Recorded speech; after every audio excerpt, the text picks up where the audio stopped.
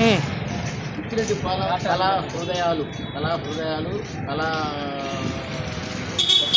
హృదయాలుగా ఒక 10 రోజులకు సేవా కార్యక్రమాలు అంటే మధ్య పంపిణీ కానీ వాటర్ కార్యక్రమం కానీ కానీ ఇవన్నీ కార్యక్రమాలు స్వచ్ఛంగా వీళ్ళు చేస్తున్న తీరు చాలా హ్యాపీగా తెలుసు. కళాకారులు అదేవిధంగా కళాకారులు గౌరవించడంలో కూడా వీళ్ళు ఈ కళా హృదయాలు చాలా నిబంధనలు ఉంటున్నారు.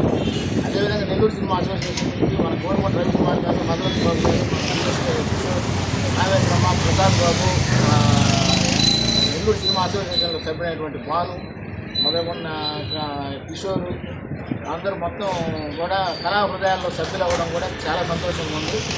మేరావుద్దీన్ గారు కూడా దీంట్లో సభ్యులు ఉండడం చాలా సంతోషంగా ఉంది.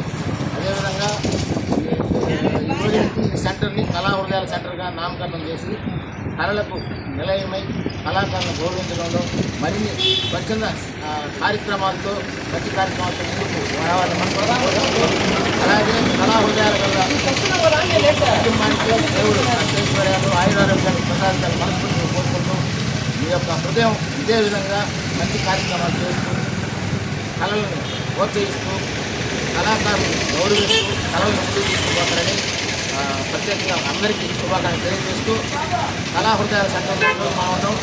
కళా హృదయాల సెంటర్